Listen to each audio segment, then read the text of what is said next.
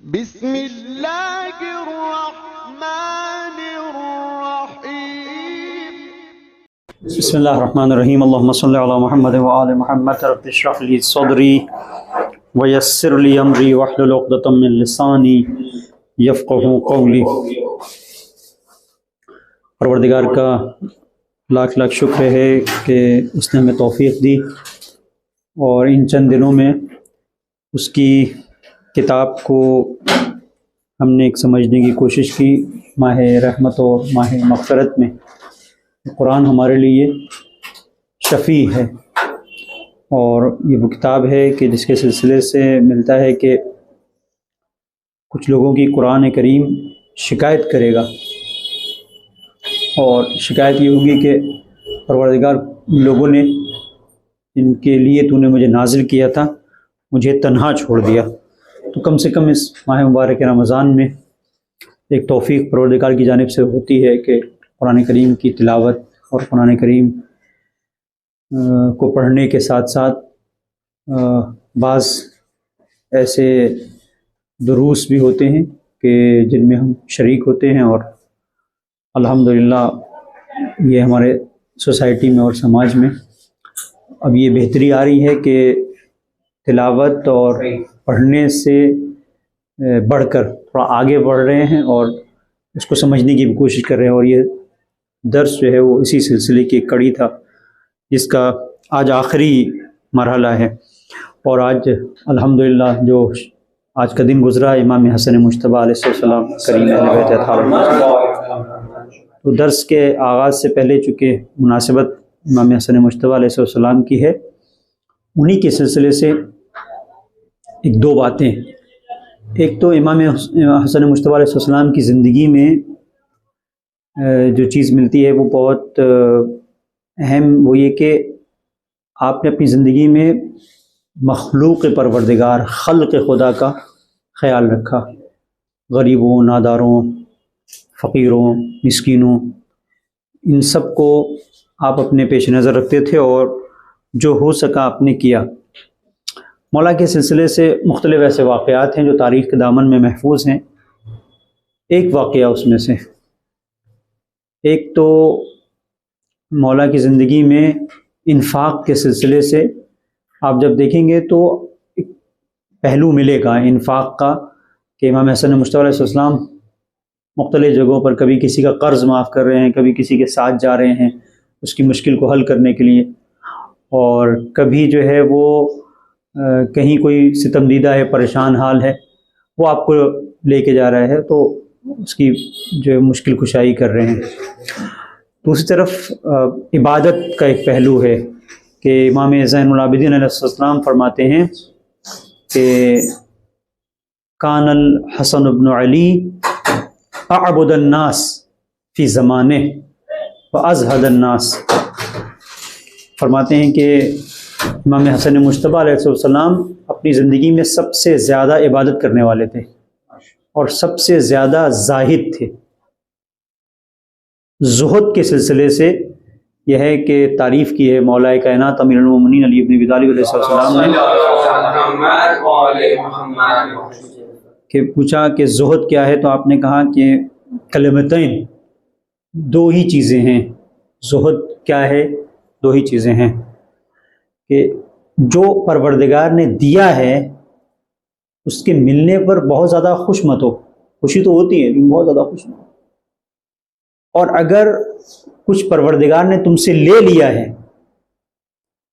تو اس پر اتنا غمگین نہ ہو کہ یہ کیا ہو گیا۔ لِكَيْ لَا تَعْصَوْا عَلَى مَا فَاتَكُمْ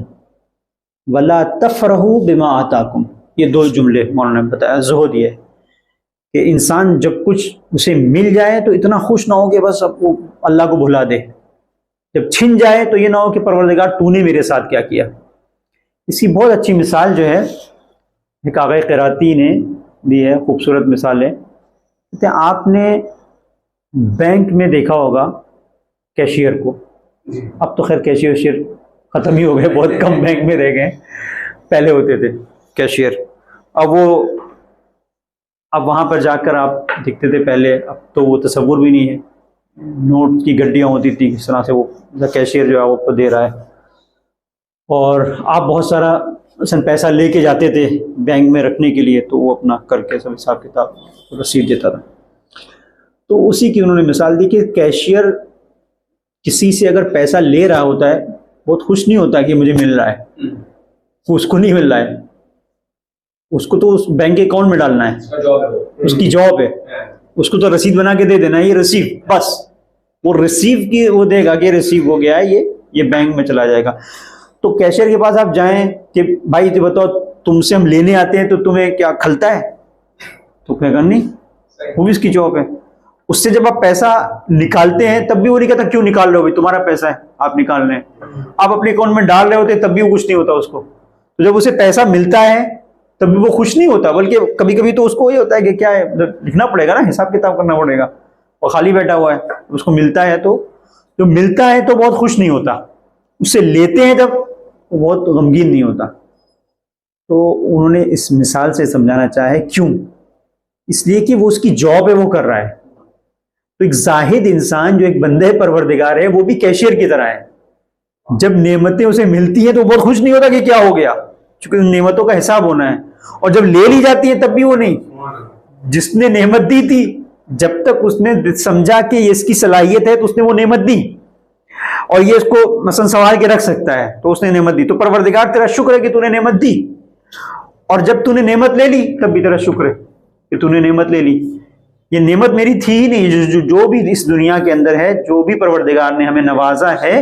وہ بالکل اس طرح سے اگر آپ لیں کیشیئر کی طرح. تو وہی مولا کا یہ جملہ ہے لِكَيْ لَا تَأْسَوْا عَلَىٰ مَا فَاتَكُمْ وَلَا تَفْرَحُوا بِمَا آتَاكُمْ، کہ جو کچھ حاصل ہوتا ہے اس پہ بہت خوش نہیں ہوتا، اور جو کچھ چھن جاتا ہے اس پہ بہت غمگین نہیں ہوتا. تو ایسا اگر کریں گے تو کبھی زندگی میں انسان کو ٹینشن نہیں ہوگا. ٹینشن نہیں ہوتا، کچھ چیز ملی اس کے بعد وہ چلی گئی، تو ملی تھی تو اب اس سے ایک دم جڑ گیا کہ اب یہ ہماری ہے، لیکن جب اس سے گئی تو اسے بہت تکلیف ہوتی ہے. کیسے؟ ہمارے ایک استاد ہیں، استاد مسعود علی، نے ان سے منطق پڑھی تھی، لاجک. تو مثال دیتے ہیں، کہتے ہیں کہ آپ نے دیکھا ہوگا کبھی آپ جہاں پر آپ کی ہتھیلی ہے، اگر یہاں پر اور کوئی چیز آپ ایسی چپکا لیں جو یہاں پر چپک جائے، اس کے بعد اٹھائیں تو تھوڑی سی کھال میں وہ چپک جاتی ہے لیکن وہ چھوٹ جاتی ہے، زیادہ تکلیف نہیں ہوتی. لیکن یہی تھوڑا آپ اوپر کر کے جہاں پہ بال ہیں وہاں پہ لگائیں، تھوڑی دیر چھوڑ دیں، اور اس کے بعد آدھا پونا گھنٹے کے بعد اب کھینچے تو اس کے ساتھ بال بھی کھچاتے ہیں تو تکلیف بہت ہوتی ہے. تو انہوں نے کہا کہ اگر آپ فوراً لگائیں، فوراً کھینچے تو اتنی تکلیف نہیں ہوگی، لیکن جتنا وہ جڑ جائیں گے، وہ اس سے اس کے اندر جتنا تعلق ان کا ہو جائے گا، چپک جائیں گے جتنا، اتنا مشکل ہے. تو اسی سے وہ مثال دیتے، دنیا بھی اسی طریقے سے ہے.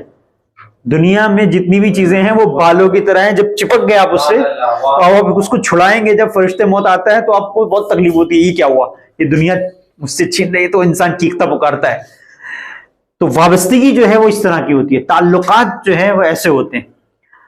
امام حسن مجتبیٰ کو جب ازہد الناس کہا گیا، یعنی وابستہ نہیں تھے دنیا سے، سب سے زیادہ زاہد تھے. اس کا مطلب کیا ہے کہ کسی بھی چیز سے وہ وابستہ نہیں تھے، اسی لیے ہر ایک جگہ پر آپ لوگوں کے ساتھ کھڑے ہوئے ہیں، اپنا مال آپ نے آدھا دے دیا، غریبوں میں تقسیم کر دیا، کچھ فرق نہیں ہے. جو چیز اللہ نے آپ کو عطا کی اس میں سے آپ دیتے رہتے تھے، کوئی اس میں وہ نہیں تھا. یہاں تک کہ لوگوں کی مدد، لوگوں کی مشکلات میں مدد. میں آپ کو ایک واقعے کی طرف لے کے آنا چاہتا ہوں، اس سے پہلے اور ایک چیز یاد آ رہی ہے، توجہ کیجیے گا کہ امام اعتکاف کی حالت میں ہے، اور ایک شخص امام کی خدمت میں حاضر ہوتا ہے، یبن رسول اللہ، میرے اوپر بہت قرض ہے، بہت مشکل میں ہوں، میری کچھ مدد کیجیے. انہوں نے کہا میں اعتکاف میں ہوں یہاں پر. اب اعتکاف کی حالت میں کیا ہوگا؟ آج کل کی طرح ہے نہیں کہ موبائل لے کے جائے ٹرانسفر کر دیا، تو کچھ ہے نہیں. اس دور میں ذرا کچھ لے کے جانا پڑتا، ہاتھ میں کچھ ہوتا، تو اب نہیں ہے. تو امام علیہ السلام نے کہا لیکن میں تمہارے ساتھ چلتا ہوں، مشکل کو حل کرنے کی کوشش کرتا ہوں. وہ شخص جو امام کا جاننے والا تھا، جس کے پیسے اس کے پاس تھے. تو امام اعتکاف چھوڑ کے نکل رہے ہیں. اچھا، اعتکاف چھوڑ کے آپ دیکھیں کہ کسی نے کہا کہ بھائی یہ آپ اعتکاف چھوڑ کے جا رہے ہیں. تو مولا نے اس پہ جواب دیا کہ اعتکاف چھوڑ کے میں جا رہا ہوں، پیغمبر کی حدیث ہے، پیغمبر کی حدیث ہے من سعى الى حاجت اخیہ المؤمن، جس نے ایک مومن بھائی کی کسی مشکل کو حل کرنے کی کوشش کی، سعی کوشش کی، جس نے کوشش کی، اس کو پروردگار 90,000 سال کی عبادت کا ثواب دیتا ہے۔ تو یہ امام علیہ السلام کی زندگی۔ اور پھر یہ ایسا نہیں تھا کہ یہ ایک جگہ ہے،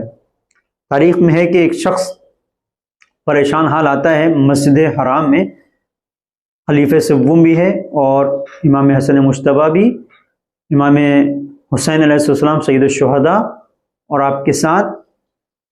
حضرت عبداللہ ابن جعفر بھی ہیں، عبداللہ ابن جعفر بھی۔ وہ شخص آتا ہے، پہلے عثمان کے پاس جاتا ہے کہ بھائی میں کچھ مشکلات کا شکار ہوں، پریشان ہوں، کچھ دے دو۔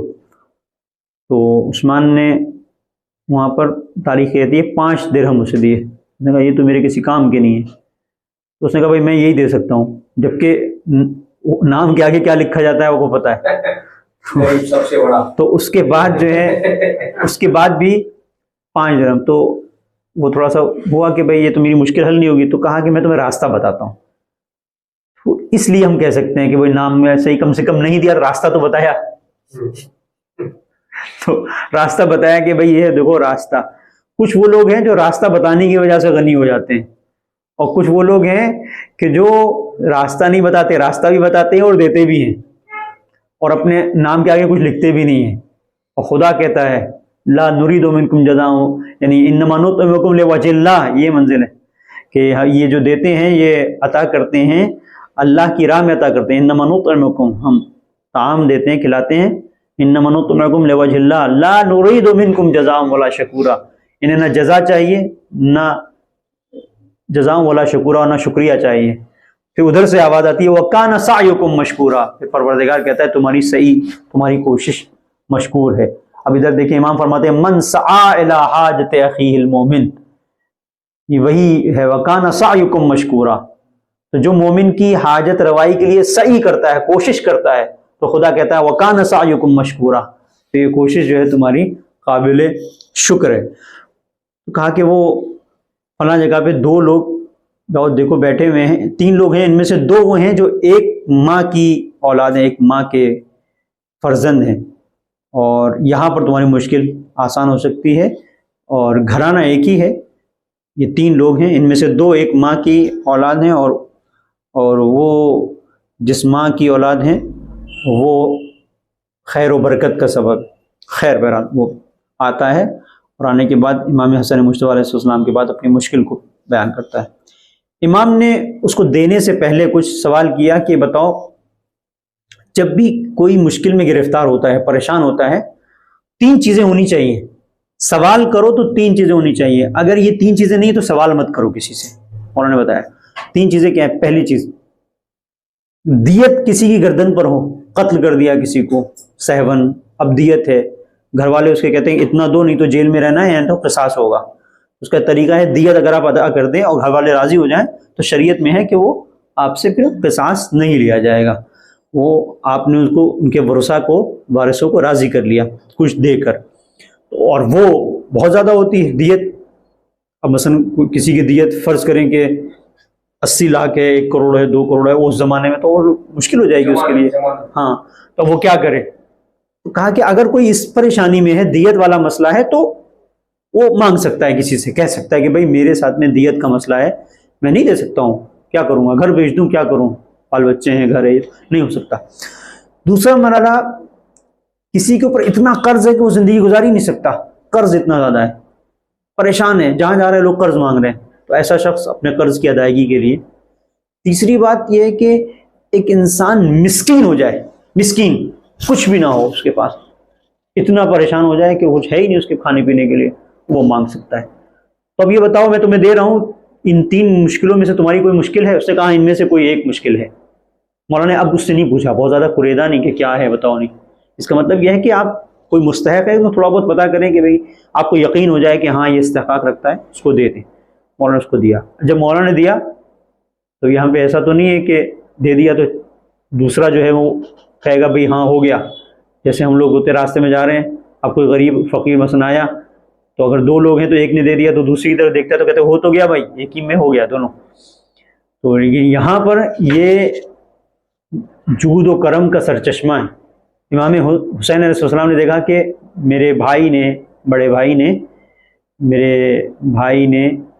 دیا ہے 500 درہم مولا نے دیے تھے، تو مولا نے 490 درہم دیے حفظ مراتب احترام کی بنیاد کے اوپر. وہ بھی 500 دے سکتے تھے لیکن 10 کم کر دیے کہ بڑا بھائی ہے، اس نے 500 دیے تو اس سے آگے نہیں پڑھ سکتا ہوں. تو 490 انہوں نے دیے. پھر جناب عبداللہ ابن جعفر انہوں نے دیکھا، انہوں نے امام حسین کا احترام محفوظ رکھا، انہوں نے 480 دے دیے اتنا. اور اس کے بعد کہا کہ اب یہ تمہارا مسئلہ حل ہو جائے گا. تو اس نے کہا مولا یہ تو جو میں توقع لے کے آیا تھا اس سے بھی آپ نے زیادہ عطا کر دیا. پھر وہ عثمان کے پاس گیا کہ میں تمہارے پاس آیا تھا، 5 درہم تم نے دیے. اور ان شخصیتوں کے پاس گیا تو انہوں نے مجھے بے نیاز کر دیا، اتنا دیا کہ بے نیاز کر دیا. اور تم نے مجھ سے کچھ پوچھا بھی نہیں، ایسے ہی دے دیے. انہوں نے مشکل کو پوچھا، مسئلے کو پوچھا. تو اس سے پتہ چلتا ہے کہ اگر کہیں پر آپ کچھ دے رہے ہیں، اللہ کی راہ میں خرچ کر رہے ہیں، تو وہ صحیح جگہ ہو. جیسے امام حسین علیہ السلام نے کرم کی جو تعریف کی تھی تو کیا کہا تھا کہ عطا کرنا سوال سے پہلے، اس کے بعد وَإِطْعَامُ الطَّعَامِ فِي الْمَحِلِ یہی ہے کہ پوچھیں، عطا کریں، صحیح جگہ پر ہو. جب آپ مطمئن ہو جائیں کہ ہاں یہ صحیح جگہ ہے تو وہاں پر صرف کریں. امام حسن مجتبیٰ علیہ السلام کی زندگی میں جو ایک اہم اور چیز ملتی ہے وہ آپ کا حلم ہے. حلم یعنی غصے کو پی جانا، اپنے اوپر کنٹرول رکھنا. یہ جو حلم ہے اس کے بارے میں خود امام حسن مجتبیٰ علیہ السلام سے سوال ہوا، مولا حلم کیا ہے؟ کیونکہ آپ کو حلیم کہا جاتا ہے. وہ واقعہ معروف ہے کہ جب کوئی ایک شامی آتا ہے اور اس طرح سے توہین کرتا ہے تو امام نے کوئی جواب نہیں دیا، بلکہ اس سے کہا کہ تمہیں کوئی ضرورت ہے، کوئی مشکل ہے، تم اس کو دور کرنے کی کوشش کرو. یہ کہاں سے آیا ہے؟ حلم کی بنیاد کے اوپر. تو یہ جو انسان کے وجود کے اندر اتنی کیپیسٹی آ جاتی ہے کہ کوئی گالی دے، کچھ بولے، کچھ کہے لیکن وہ کنٹرول کرتا ہے، یہ کہاں سے ہوتا ہے؟ اسے حلم کہتے ہیں. حلم کے بارے میں امام سے سوال کیا، وَقَدْ سُئِلَ عَنِ الْحِلْمِ. امام حسن مجتبیٰ علیہ السلام سے سوال ہوا حلم کے بارے میں، تو امام نے فرمایا کِظْمُ الْغَیْظِ وَمِلْکُ النَّفْسِ. غصے کو پی جانا اور اپنے نفس کا مالک بننا. حلم جہاں پر ہوتا ہے وہاں انسان اپنے نفس کا مالک ہوتا ہے، کنٹرول ہوتا ہے اس کے اوپر. لیکن جہاں پر انسان کا کنٹرول اس کے ہاتھ سے نکل جاتا ہے، پھر وہاں پہ دیکھیں آپ کتنا، وہ پھر شیطان کنٹرول کر لیتا ہے. انسان غصے میں کیا کیا بول لیتا ہے، پھر بعد میں کہتا ہے ارے مجھے غصے میں ایسا نہیں بولنا چاہیے تھا، میں نے کیا بول دیا. تو اب یہ حلم ہے. اور حلم کی ایک دوسری امام صادق علیہ السلام نے حدیث میں وضاحت کی، الحلم سراج اللہ. حلم اللہ کا چراغ ہے، چراغ الہی ہے، اللہ کا چراغ ہے، اس سے لوگ راستے کو دیکھتے ہیں. پھر اس کے بعد حلم ہی کے سلسلے سے مصباح الشریعہ میں ایک حدیث ہے جس کی نسبت امام جعفر صادق علیہ السلام کی طرف دی گئی ہے. امام نے فرمایا الحلم یدور علی خمسۃ اوجہ. حلم 5 چیزوں کے ارد گرد ہے، 5 چیزوں کے ارد گرد حلم گھومتا ہے. آپ کو کہیں دیکھنا ہے یہ انسان حلیم ہے کہ نہیں، تو دیکھیں یہ 5 چیزیں ہیں کہ نہیں ہیں. اور یہ 5 چیزیں امام حسن مجتبیٰ علیہ السلام کی شخصیت کے اندر پائی جاتی ہیں. تو پہلی چیز امام نے فرمایا ان یکون عزیزا فیضل. ایک ایسا انسان جو سماج میں، جو سوسائٹی میں، جو معاشرے میں عزیز ہو اور پھر وہ ذلیل ہو جائے. عزت اور ذلت تو خدا کے ہاتھ میں ہے، لیکن سماج اور معاشرے میں ایسا ہو کہ خدا کی خاطر لوگ اسے جو ہے وہ حقیر سمجھیں. ایسا کیسے؟ امام حسن مجتبیٰ علیہ السلام ہی کی زندگی میں کچھ ایسے آپ کے صحابی تھے، اور بعض تو ایسے لوگ ہیں کہ جن کا نام بھی لیا جائے تو بڑا عجیب ہے. وہ توابین میں شامل رہے بعد میں، مثلا سلیمان بن سلط خزائی. اب اس طرح کے افراد آپ دیکھیں کہ بعض ایسے لوگ ہیں کہ جنہوں نے امام حسن مجتبیٰ علیہ السلام کے بارے میں کیا جسارت کی. امام کو دیکھا، مثلا ان کے اندر ایک جوش تھا، ایک جذبہ تھا کہ بھئی اب یہ جنگ ہو، لشکر لے کے گئے تھے امام، اور یہ سارے مسائل. پھر اس کے بعد امام کے 2 کمانڈر امیر شام سے جا کے مل گئے، پیسے ویسے کے لالچ میں وہ سارے مسائل. بہت مشکلات ہوئی، بہرحال وہ ایک طولانی داستان ہے۔ تو انہوں نے جب امام نے صلح کی تو کہتے تھے السلام علیک یا مذل المومنین، مومنین کو ذلیل کرنے والے امام کو سلام کرتے تھے ایسے کر کے۔ تو یہ امام کا حلم تھا، امام اس پہ جواب نہیں دیتے تھے، خاموش۔ سلیمان قرظائی ایسا بولتے تھے۔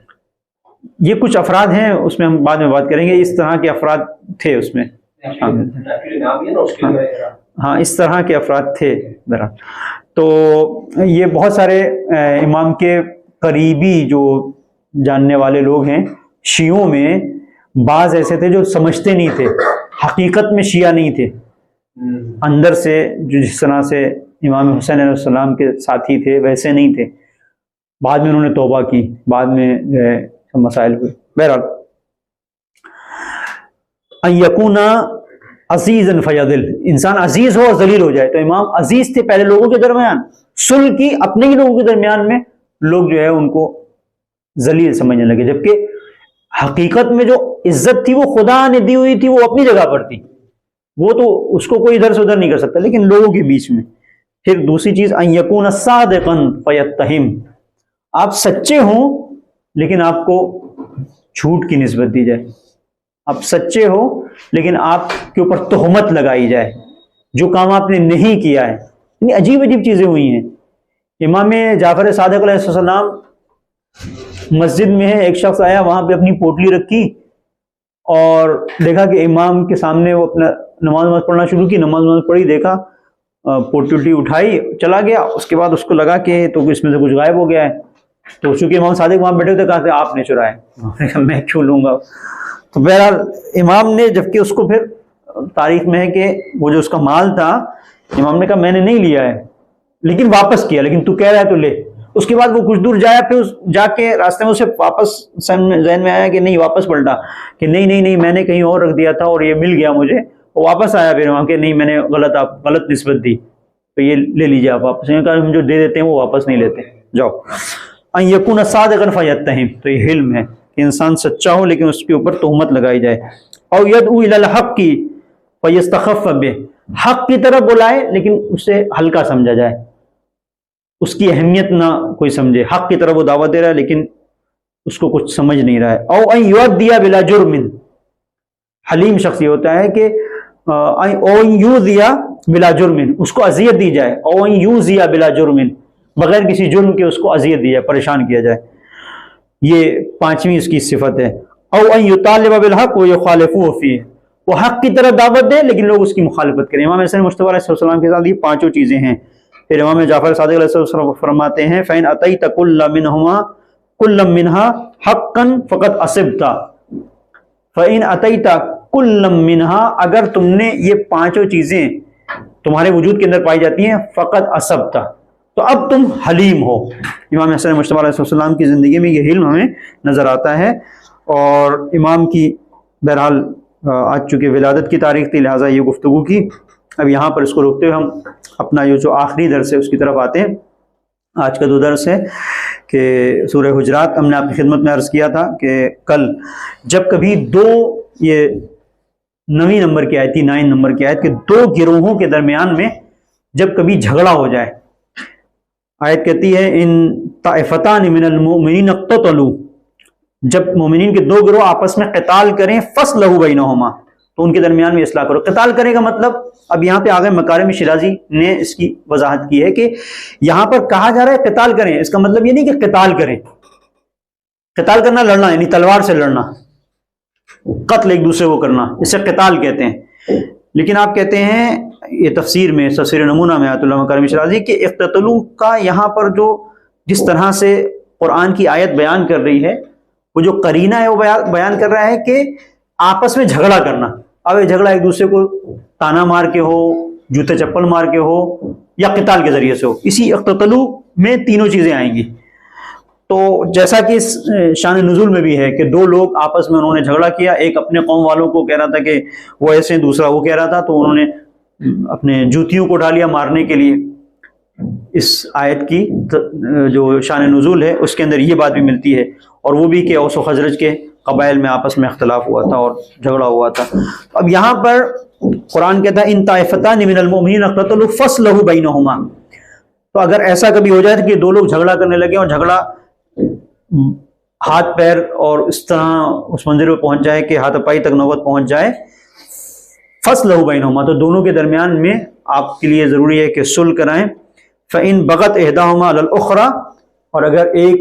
دوسرے کے اوپر چڑھائی کرنے لگے، فقاتلوا التی تبغی حتی تفی الی امر اللہ، تو اس سے آپ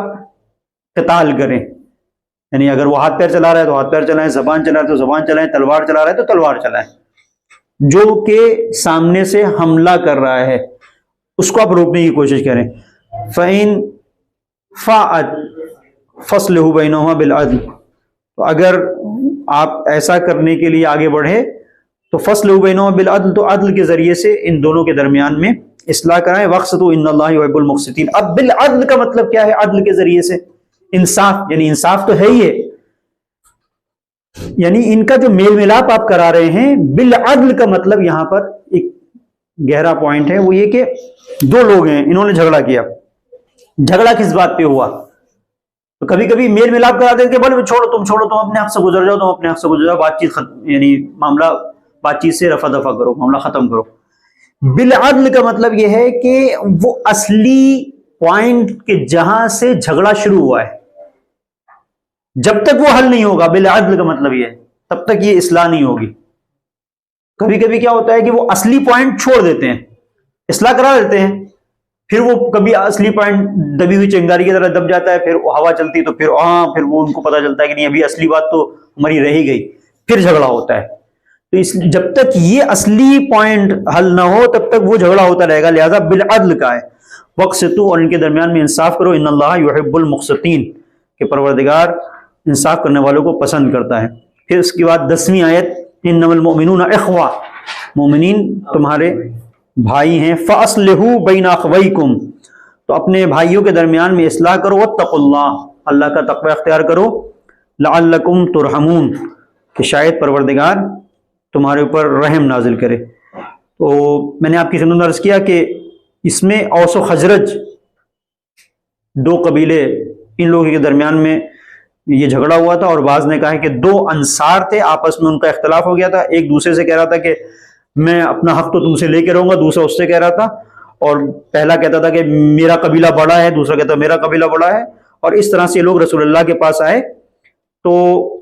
پہلے والا جو شخص تھا وہ اپنی بات پہ کہہ رہا تھا میرا قبیلہ بڑا ہے، اس نے بات کو قبول نہیں کیا، پھر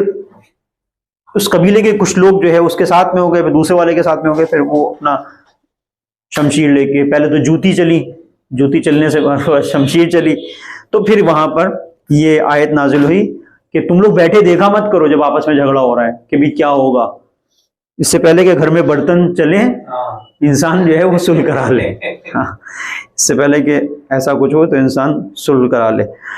اور یہ قرآن ہم سب کو متوجہ کر رہا ہے کہ جہاں کہیں بھی جھگڑا ہو وہاں پر آپ کے لیے ضروری ہے کہ کوشش یہ کریں کہ عدالت قائم ہو سکے،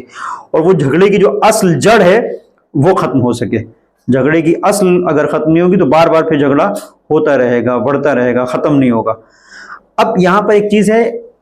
اخوت اسلامی برادری کا تصور کہ آپس میں سب بھائی ہیں۔ یہ جو انما المؤمنون اخوہ، یہ اس چیز کو بیان کر رہا ہے کہ جتنے بھی مومنین ہیں ایمانی رشتے کی بنیاد کے اوپر یہ سب ایک دوسرے کے بھائی ہیں، یہ مومنین ہیں۔ ایک رشتہ خونی ہے، ایک رشتہ ایمانی ہے۔ کبھی کبھی خونی رشتہ پھیکا ہو جاتا ہے، ایمانی رشتہ بڑا گہرا ہوتا ہے، ایمانی رشتہ۔ تو ایمانی رشتوں کی قدر کرنا چاہیے جو ایمان کا رشتہ ہے۔ حدیث میں ہے کہ المسلم اخو المسلم، پیغمبر کی حدیث ہے، مسلمان کا بھائی ہے، لا یظلمہ،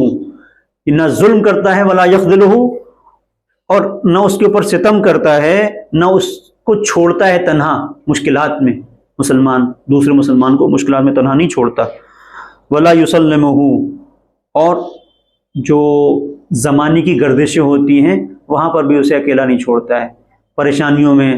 اسے تنہا نہیں چھوڑتا ہے۔ مسلمان کا ساتھ دیتا ہے۔ حدیث میں مولا کائنات امیر المؤمنین علی بن ابی طالب علیہ السلام فرماتے ہیں کہ مثل الاخوین مثل الیدین، مثل الاخوین مثل الیدین، دو بھائیوں کی مثال دو ہاتھ کی طرح ہیں جو دھوتے ہیں ایک دوسرے کو دھوتے ہیں۔ یغسل احدہما الاخری، ایک ہاتھ دوسرے ہاتھ کو دھوتا ہے، تو دھوتا ہے یعنی صفائی کرتا ہے، یہ بمبئی والا دھونا نہیں ہوا، یہاں پہ تو دھونا اور خطرناک ہو جائے گا، دھو دیا، تو وہ والا دھونا نہیں ہے، یہ جو ہاتھ دوسرے ہاتھ کو دھوتا ہے، صاف کرتا ہے، تو یہ ہے، تو ایک بھائی دوسرے بھائی کو صاف کرتا ہے، یہ دھونا ہوا، یہاں والا دھونا نہیں ہے، کہتا ہے کہ مستحب ہے، مولا نے کہا ہے کہ دھونا مستحب ہے، ایک مومن دوسرے مومن کو دھوتا ہے، دھونا ہونا نہیں صحیح ہے بھائی۔ ہاں، چونکہ یہاں پر امام جعفر صادق علیہ السلام فرماتے ہیں مومن مومن کا بھائی ہے کل جسد الواحد، یہ ایک جسم کی طرح ہے، ایک پیکر ہیں، ان اشتکا شیء منہ وجد علم ذلک فی سائر جسدہ، اگر ایک جسم کے کسی حصے کے اندر کوئی تکلیف ہوئی تو دوسرے حصے بھی اس تکلیف کو سہتے ہیں اور برداشت کرتے ہیں، وہاں پر بھی وہ تکلیف جاتی ہے، وارواہما من روح واحد، تو یہ مومن اگر ایک دوسرے کا بھائی ہے تو کس طرح سے ہے کہ ان کی روح ایک ہے، جب روح ایک ہے تو اگر تکلیف ہوگی تو دوسرے کو بھی اس کی تکلیف ہوگی۔ پھر امام صادق علیہ السلام کی ایک اور حدیث ہے کہ فرماتے ہیں المومن اخو المومن، مومن مومن کا بھائی ہے، عینہ و دلیلو، مومن ہی دوسرے مومن کی آنکھ ہے، کہیں کچھ گڑبڑ ہوتی ہے، کسی ایک انسان سے کوئی مثلا کوئی غلط ڈیل کر رہا ہے تو دوسرے کو پتا ہے، وہ کہتا ہے یہ آدمی یہ صحیح نہیں ہے، کہیں مثلا رشتہ ہوتا ہے، شادی لگ رہی ہے تو وہ کہتا ہے کہ بھائی یہ صحیح لوگ نہیں ہیں، بتاتا ہے، حقیقت کو متوجہ کرتا ہے، کسی جگہ انسان جا رہا ہوتا ہے بھائی یہ وقت مناسب نہیں ہے، اس کام کے لیے یہ چیز صحیح نہیں ہے، اس فیلڈ میں تم انویسٹمنٹ کر رہے ہو یہ تمہارا ٹھیک نہیں ہے، تو یہ عین ہے۔ اور اسی طریقے سے عین و دلیل ولا یخونہ، نہ یہ خیانت کرتا ہے نہ یہ دھوکہ دیتا ہے، ولا یغشہ، اور نہ ملاوٹ کرتا ہے، مومن مومن کا بھائی ہے اور نہ ملاوٹ کرتا ہے، نہ اس کو دھوکہ دیتا ہے، نہ اس کے ساتھ کوئی مشکل کرتا ہے۔ خود پیغمبر کی ہی دوسری حدیث ہے کہ جو معروف ہے المسلم اخو المسلم، مسلمان مسلمان کا بھائی ہے، پیغمبر نے مسلمان کے بھائی کے ساتھ میں ایک دو نہیں 30 حق بیان کیے، کتنے؟ 30 حق تو بیان نہیں ہو سکتے، طولانی ہو جائے گا،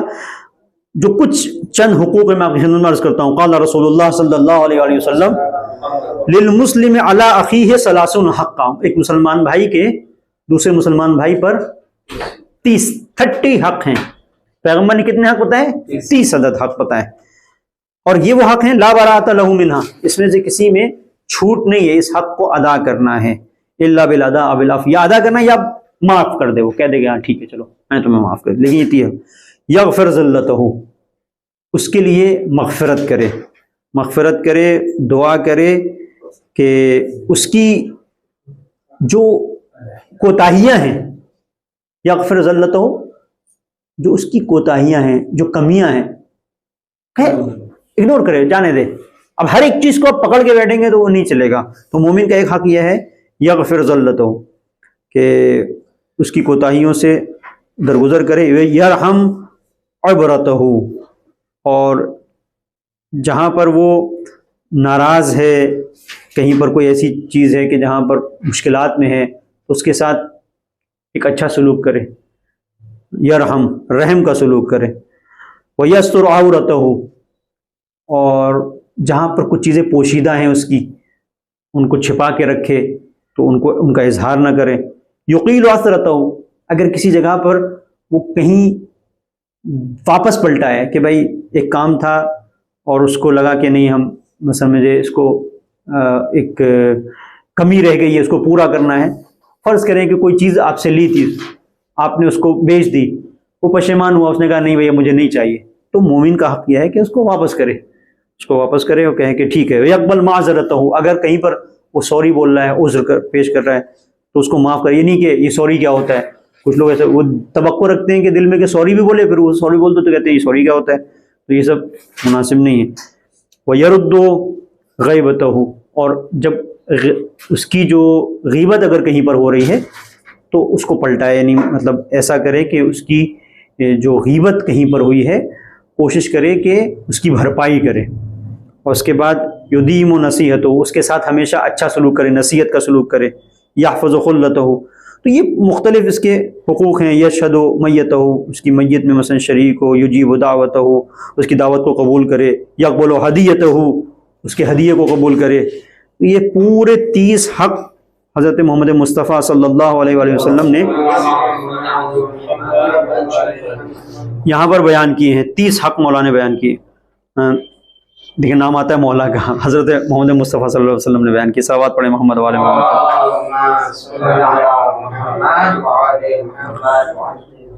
اس کے بعد جو ہے یہ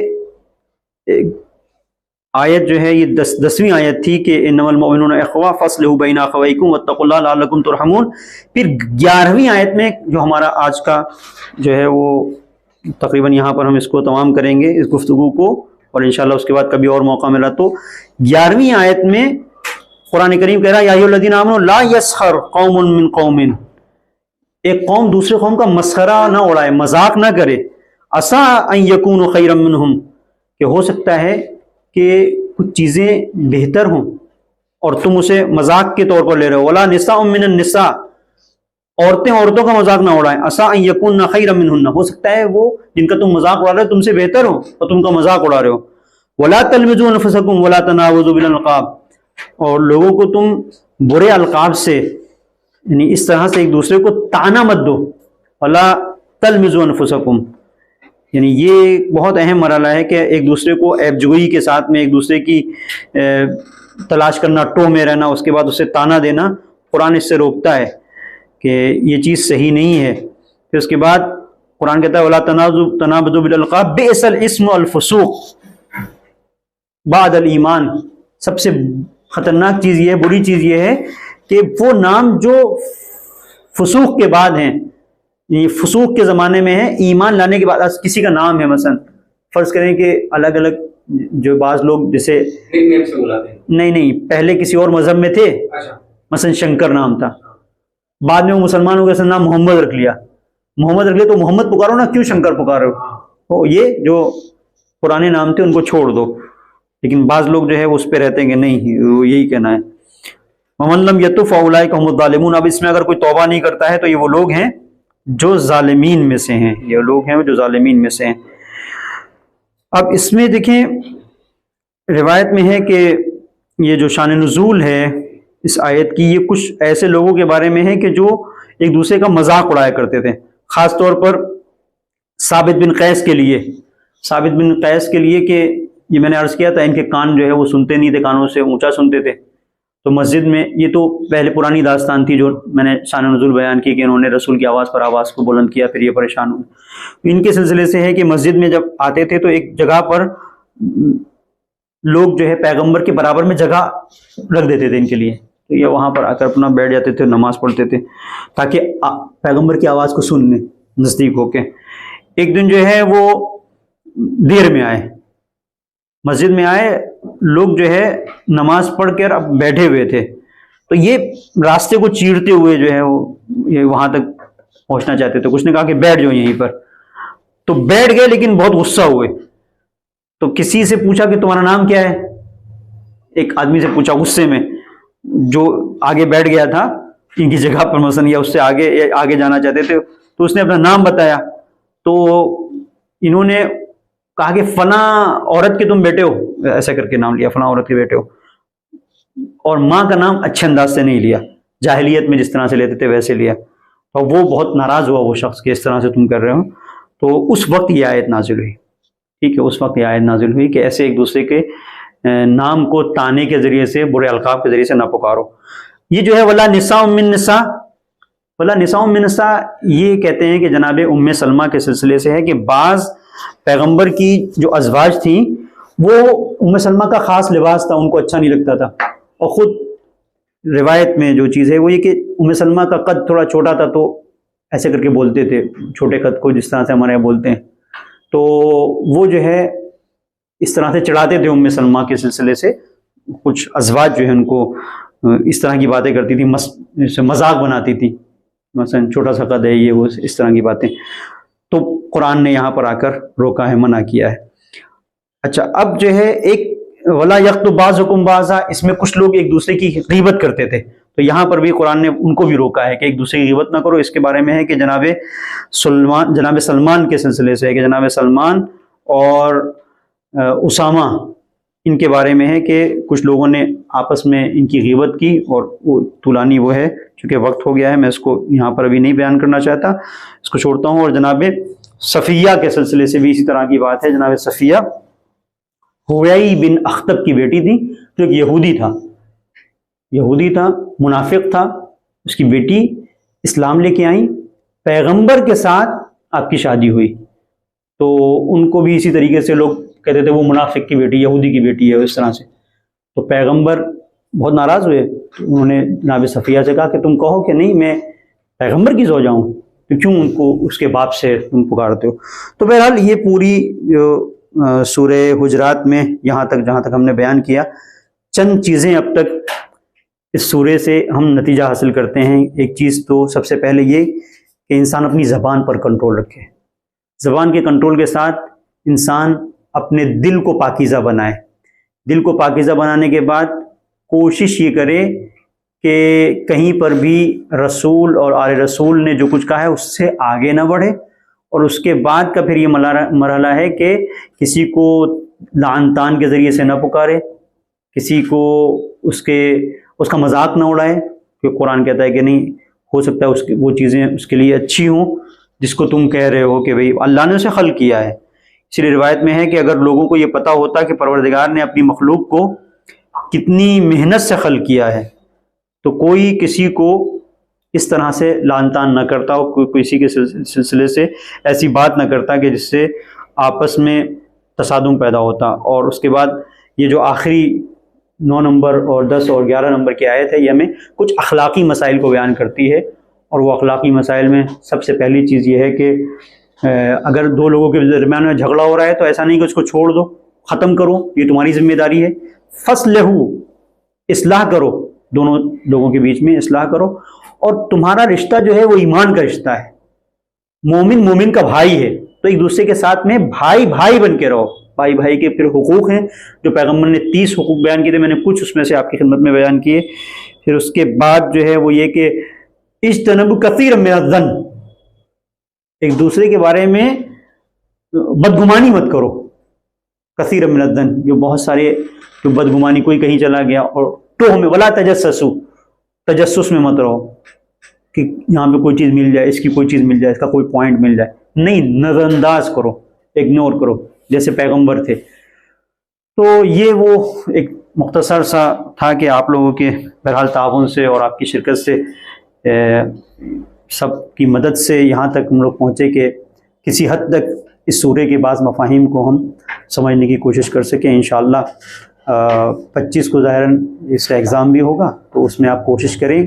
کہ انہی لیکچر سے کچھ سوالات بھی ہوں گے ایکسٹرا، ہاں ظاہراً وہ آپ کو اعلان کریں گے۔